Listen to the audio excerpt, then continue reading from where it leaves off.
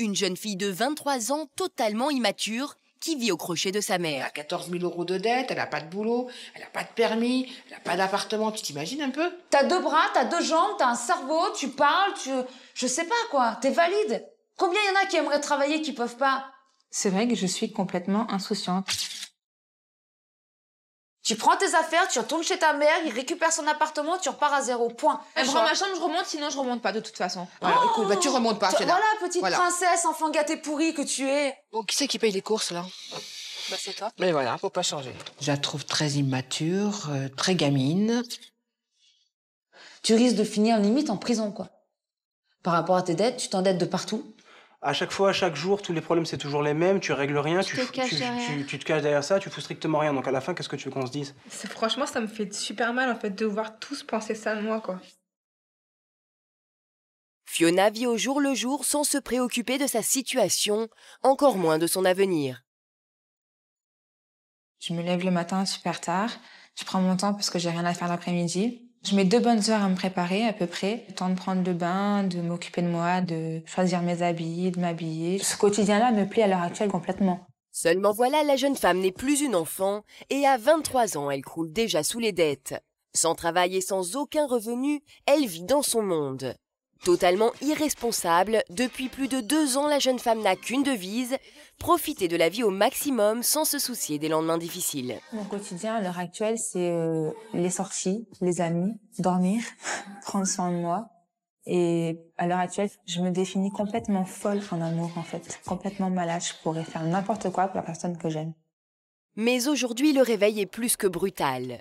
Fiona, qui a voulu son indépendance, accumule 14 000 € de dettes pour des loyers impayés et vit au crochet de sa mère.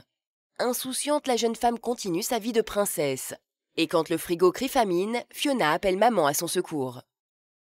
Et j'ai plus rien à manger, alors s'il te plaît, j'aimerais bien que tu descendes m'emmener faire les courses, s'il te plaît. C'est vraiment casse-pied, écoute, hein. Tu peux pas demander à tes copains ou ta copine? Bah non, non. Qu'est-ce que t'es emmerdant, c'est pas possible. Attends, moi j'ai pas que ça à faire, hein, Fiona, hein, mince. C'est bon. Allez, à tout à l'heure. Oui, allez, à tout à l'heure, ciao. Un quart d'heure plus tard, Martine, sa mère, cède aux caprices de sa fille. Si j'étais pas là, si j'étais partie en vacances ou quoi, comment tu fais?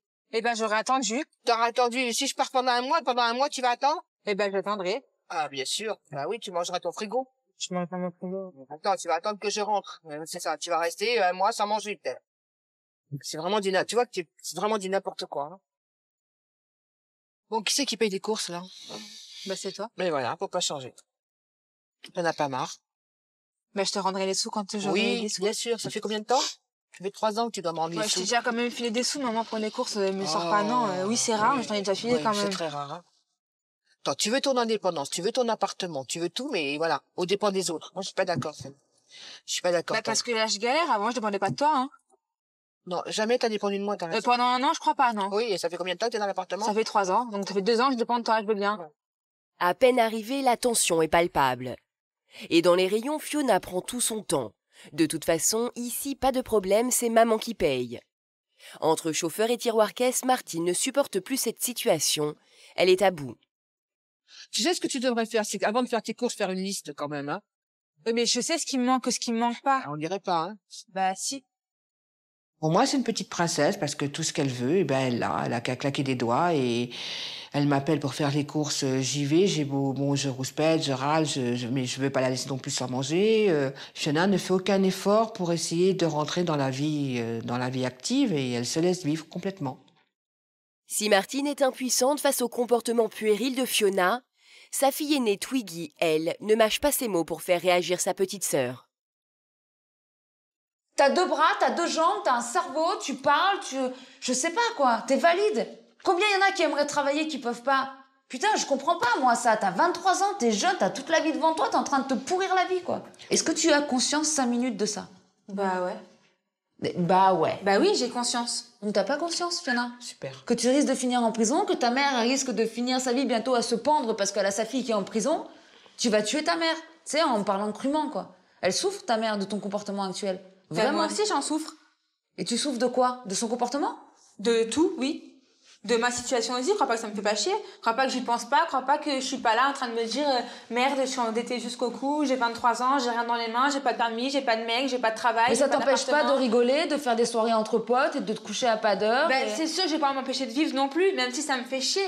En même temps, qu'est-ce que j'y peux? Et tes trucs avec tes potes, t'as bien rigolé, tu t'es amusé, t'as rigolé jusqu'à 4 h du mat, tu t'es tapé des délires, oh, le fou rire et tout. Basta, à quoi se résume ta vie? Des fous rires avec tes potes? Tu te rends compte de ça? T'es inintéressante. Le problème, c'est qu'elle risque d'être mise à la porte du jour au lendemain. Donc, bon, là, elle sait très bien que de toute façon, elle ne sera pas dehors. Mais elle a une dette assez importante derrière et je vois pas la solution. Je vois pas de solution pour la payer. Je vois pas de solution. Elle va s'endetter pendant des années et elle continue à rester dans cet appartement. Et ça devient dramatique. Elle a pas du tout conscience, quoi. Elle a pas du tout les pieds sur terre. Elle vit dans son petit monde à elle. Elle est vraiment hors sujet, quoi, par rapport à la vie actuelle qu'elle devrait vivre, quoi. Malgré de tels propos, Fiona campe sur ses positions et ne veut toujours pas chercher du travail. De retour dans son appartement, elle compte bien se distraire avec ses amis, mais eux non plus ne la comprennent plus. Il faut que tu te bouges, sérieux. Ah mais oui, mais c'est ce que je vais faire. Ça fait combien de temps qu'on te dit de te dépêcher? Ah oui, non mais carrément, mais c'est ce que je vais faire tu là. dis ça, mais regarde, tu t'achètes plein de trucs, t'as même pas les moyens, regarde, tu t'achètes le dernier téléphone, et puis total, t'as même pas un rond pour pouvoir sortir. À chaque fois, à chaque jour, tous les problèmes c'est toujours les mêmes, tu règles rien, tu te caches derrière ça, tu fous strictement rien. Donc à la fin, qu'est-ce que tu veux qu'on se dise? Bah, c'est des excuses. Tu m'as quand même vu déjà me motiver, Evan, ça veut dire me dire non. Oui, une journée. Une journée? Ouais, une journée, pas plus, ouais.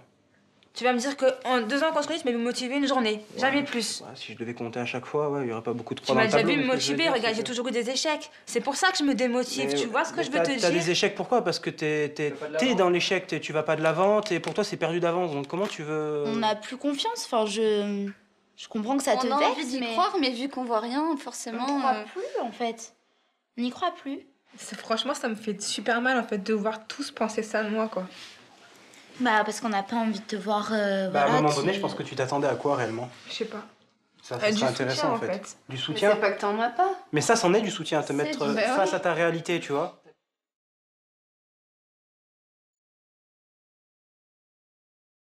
Le lendemain matin, 11 h, Martine, qui la veille a été choquée par la désinvolture de sa fille, a décidé de la bousculer à son tour. Elle veut que Fiona cherche du travail, une sortie qui est loin de motiver la jeune fille. Donc là, tu vas prendre tes CV, on va aller à Cap 3000. Aujourd'hui, là? Oui, maintenant. Oui. Ah non, mais maintenant, c'est bon. On peut pas y aller lundi? Non, on peut pas y aller ni lundi, ni dimanche, ni samedi. On y va maintenant. T'as rien à faire.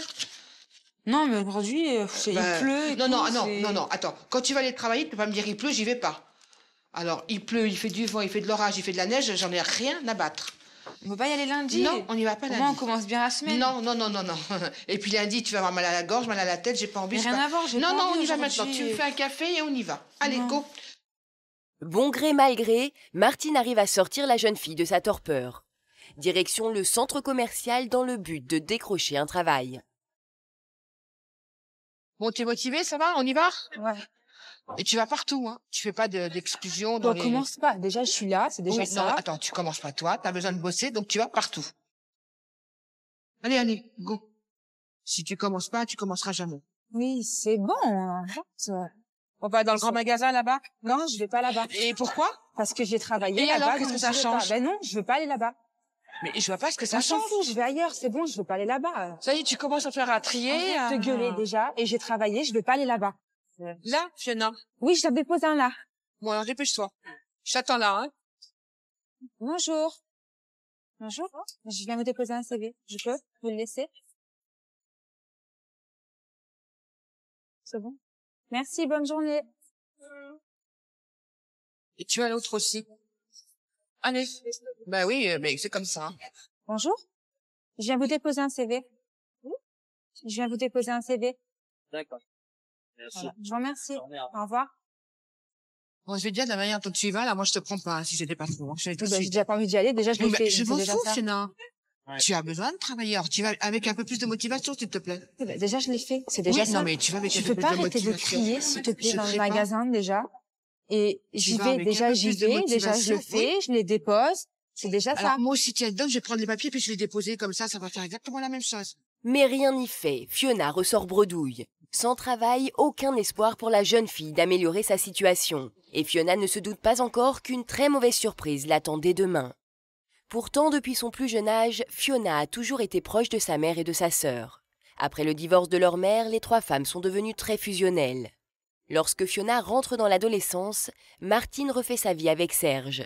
Seul homme de la maison, il prend alors une place importante au sein du foyer. Mais il y a 3 ans, Fiona perd ce beau-père auquel elle tenait tant, emportée brutalement par une grave maladie. Et pour échapper à sa peine, elle décide de fuir la maison et prend alors son indépendance.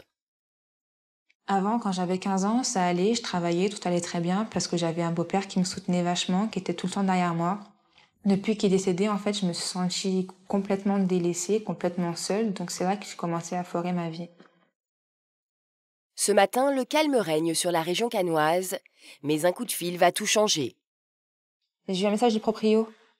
Et alors? Eh ben, l'appartement, je le garde pas. Il faut que je le rende à la fin du mois. Voilà. Attends, t'allais t'y attendre. De toute manière, tu savais très bien qu'à la fin du mois, t'allais partir. Bah, quoi qu'il arrive, là, faut qu'on en trouve un autre, parce que je remonterai pas chez toi. En trouver un autre? Ben, je sais pas, on fait comme on a dit, on le mettra à ton nom, ou j'en sais rien, mais je remonte pas chez toi, donc quoi qu'il arrive, il faut en trouver un autre. Bon, écoute, bon, on arrive. Je viens et on va en discuter, d'accord? L'annonce est un véritable coup de massue pour Martine. Et c'est avec son aînée qu'elle décide de confronter Fiona à la réalité. Une fois encore, Fiona demeure inconsciente face à cette situation catastrophique. Mais quoi qu'il arrive, là maintenant, comment on fait? Parce que moi, je rentre pas chez toi. Hein. Mais t'as pas le choix, Tu veux faire quoi? Je sais pas, on prend notre appartement. Ah bon? Avec rien, sans travailler, tu prends un autre appartement? Mais t'es chapeau, toi. Comment tu fais? Je sais pas. Tu le mets à quel nom? Tu le payes comment? Non, mais tu plaisantes, là. Je veux pas remonter chez toi. Alors, écoute, alors tu vas dans la rue. La solution, eh ben, j'en ai pas. Je remonterai quand on aura fait le chalet. Et en voilà. attendant, tu vas où? Eh ben, je sais pas. Nouvelle exigence de la petite fille capricieuse. Récupérer son ancienne chambre actuellement transformée en bureau. Pas question pour Fiona de dormir durant 2 mois dans le salon en attendant que Twiggy quitte la maison. J'ai pas de chambre, alors à moi ma chambre. Non mais arrête, Fiona, arrête. Mais tu dors dans le canapé en attendant, s'il te plaît. Hein. Arrête. J'exige rien, mais au moins qu'elle me rende ma chambre alors. Mais tu peux rien exiger, tu retournes chez ta mère comme c'est, tu vas dormir dans le canapé oui, comme dans tout le salon, monde. mais mes affaires, je les mets où? Tu les stockes en attendant, Fiona, t'as pas le choix. Tu n'as pas le choix. C'est l'histoire de 2 mois, je t'en prie, arrête. Y a pas peut-être, je sais pas, demain, on verra. T'as pas le choix. Tu prends tes affaires, tu retournes chez ta mère, il récupère son appartement, tu repars à 0, point. Ou alors tu vas dehors, sous les ponts. Elle prend ma chambre, je remonte, sinon je remonte pas de toute façon. Voilà, écoute, bah, tu remontes pas, Fiona. Voilà, petite princesse, enfant gâté pourri que tu es. Regarde-toi. Si j'ai pas ma chambre, je reviens pas, alors je vais sous les ponts. Tu fais quoi, Fiona? Bah, demande à T'es pas en position un de de tes demander copains quoi ou à que ta ce soit, copine sincèrement, quoi. Tu mets tes meubles à la maison et tu vas se coucher chez un copain ou chez une copine. T'es complètement irresponsable, faut quoi. pas exagérer. Inconsciente. Mais je sais pas. Comment tu peux dire ça? Si j'ai pas ma chambre, je remonte pas. Et tu vas où? T'es pas en position de force, là, je voudrais juste un lit, quand on dirait que c'est demander la lune. Oui, et je mets les affaires qui sont dans le bureau, je les mets où? Bah, je sais pas, en bah oui. haut ou dans Allez, C'est vas-y, ta mère maman. qui doit déménager sa maison pour t'accueillir Bah, toi elle qui fais récupère la sa con. fille, attends la blague. Non, non, non, c'est toi qui fais la con, Fiona. C'est toi qui es obligée de retourner là-haut. T'as voulu ton indépendance, tu t'es planté. Tu veux retourner là-haut parce que t'es obligée, t'as pas le choix. Tu t'adaptes, Fiona.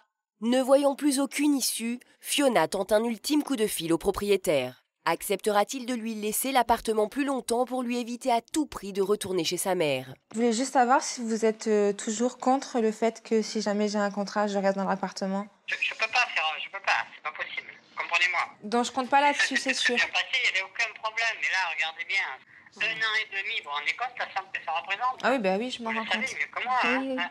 Moi, je peux plus avoir confiance. C'est logique. Je peux pas. Ça me pose trop de problèmes, ça.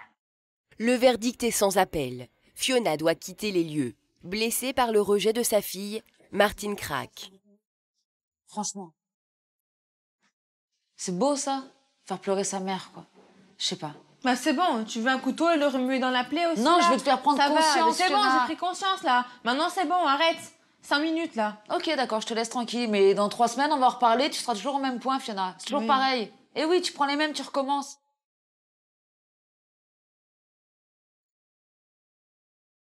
Dis-moi, qu'est-ce qu'il y a? Non, mais je comprends plus, là. Je comprends plus. J'ai raté un passage, j'ai raté quelque chose, j'en sais Mais rien. parce qu'elle sait plus où elle en est. Elle sait plus où elle en est, donc elle veut ça, elle veut ci, elle veut pas. C'est comme ça. À toi de la reprendre en main maintenant, de toute manière, quoi qu'il arrive. Ça m'énerve de voir ma mère pleurer et souffrir à cause d'elle, quoi.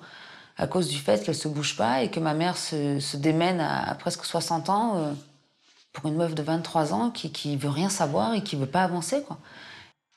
Mais dis ce que tu as sur le cœur, au moins, au lieu de dire j'ai pas envie. Quand on dit j'ai pas envie, on a une raison, Fiona. Alors, qu'est-ce qu'il y a? T'es pas bien là-haut? Non, mais il y a quelque chose qui n'a pas envie de remonter, il y a bien quelque chose, hein. Je me sens pas du tout chez moi là-haut, quoi, mais pas du tout. Mais pas du tout. Je vais me sentir étrangère. C'est une fille que t'accueilles chez quelqu'un. C'est comme ça que je me vois là-haut, quoi. D'où l'importance que tu veuilles avoir ta chambre. C'est ça? Ces 4 murs-là et ce lit, c'est important pour toi dans le sens où tu vas avoir ta chambre chez ta mère. C'est pour ça que t'exiges autant d'avoir ta chambre. Je sais pas, je te comprends, ouais. C'est vrai que c'est dur de partir de 3 ans toute seule. Tu reviens à la maison, oui, ben non. Eh ben c'est bon, j'enlève ça, au moins elle est contente, elle a ce qu'elle veut. Mais je m'en branle d'avoir ce que je veux, tu comprends rien, je te jure, c'est horrible. Je me sens toute seule, quoi. Fiona, elle comprend pas parce que tu l'expliques pas comme il faut. Pour l'instant, c'est le vide. Je sais plus où j'en suis. Pour moi, franchement, ma fille, pour l'instant, c'est une étrangère. Je la comprends plus, je la reconnais plus. Je me sens complètement exclue de cette famille, complètement dehors. Cette maison, je la déteste, je la trouve morbide. Je me sens toute seule, pas comprise, pas aidée, pas soutenue. Je me sens toute seule chez ma mère, c'est clair, je me sens toute seule. Pour faire réagir Fiona et retrouver l'harmonie familiale, nous décidons de lui faire rencontrer notre spécialiste Karine Grandval afin de lui ouvrir les yeux. Alors selon vous, aujourd'hui, pourquoi vous faites l'autruche? Pourquoi vous êtes mise dans une situation comme celle-là en mettant votre tête sous le sol pour ne rien voir? Pourquoi? Comment vous pouvez m'expliquer ça? Parce que moi, je ne comprends pas. Honnêtement, je sais pas, mais de la gaminerie, tout simplement, à mon avis. J'étais consciente de rien, je veux dire, enfin, consciente si, mais je pourrais dire, la gravité des choses, pour moi, ça me passait au-dessus complètement. Vous n'avez pas 14 ans? Eh ouais. Vous en avez 23. À 23, vous êtes une adulte. Et on ne peut pas continuer à se comporter comme une adolescente. Et je pense que c'est aujourd'hui ce que voit votre maman et ce qui l'inquiète au plus haut point. C'est maintenant qu'il faut que ça s'arrête. Parce qu'à ce rythme-là, s'il n'y a pas plus qu'une prise de conscience, c'est super. Effectivement, je me rends compte que j'ai fait des choses pas très bien, que j'ai pas... voilà, j'étais un peu légère. Là, c'est pas une prise de conscience à ce niveau-là. Qu'il faut, c'est carrément, excusez-moi du terme, c'est un coup de pied au cul. Ah non, mais c'est clair. Pourquoi vous n'avez pas posé des limites? Parce que je suis pas capable de les poser. Je vais pas poser de limites à mes enfants. Ah mais de toute façon, je sais que je suis responsable. Hein. Ce que j'aurais dû faire, comme disait souvent ma fille, tu la prends, tu la ramènes à la maison, tu prends ses affaires et tout. Là, j'en suis incapable. Je peux pas, parce que je sais que ça va lui faire du mal, je sais qu'elle... Mais qu'est-ce qui lui fait plus de mal? De prendre ses affaires avec elle et de revenir ici? Ou de se retrouver avec des dettes, un montant de dettes effroyable à verser et pour l'instant, une pente plus que glissante à remonter? Ah, bah, je pense que c'est la deuxième solution. C'est sûr que ça lui fait plus de mal, mais...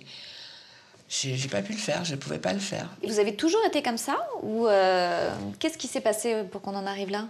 Je sais pas. Elle a lâché au moment où elle a passé ses examens pour travailler dans une crèche. J'ai tout lâché à la mort de Serge. Elle a raté. Non, avant, elle a raté. Quand je suis partie d'ici, j'ai tout lâché. Oui, mais t'as lâché parce que t'as raté ton premier examen, t'as raté le deuxième et après t'es partie. Voilà, là tu t'es dit je suis capable de rien faire. C'est ça.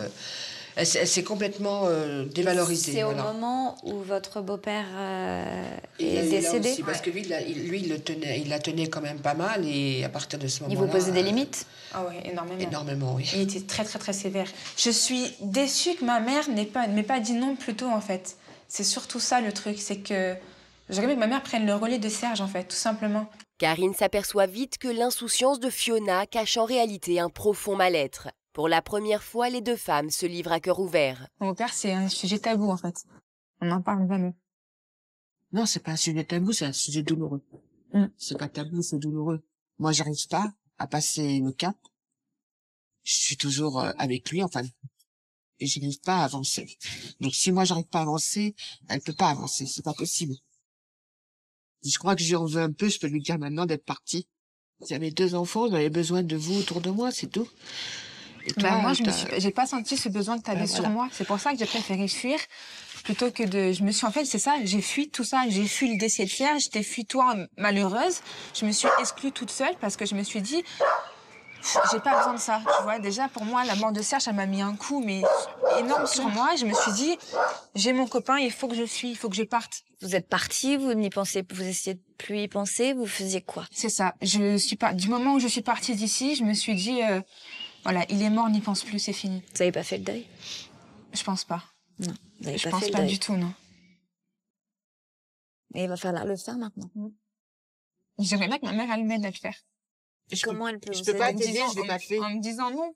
Comme lui, il faisait tout simplement. Mais ça, je peux le faire, mais je peux pas te dire que je vais t'aider à faire son deuil, puisque moi, je l'ai pas encore fait. Il vous manque énormément. Mais grave. Elle a besoin de vous.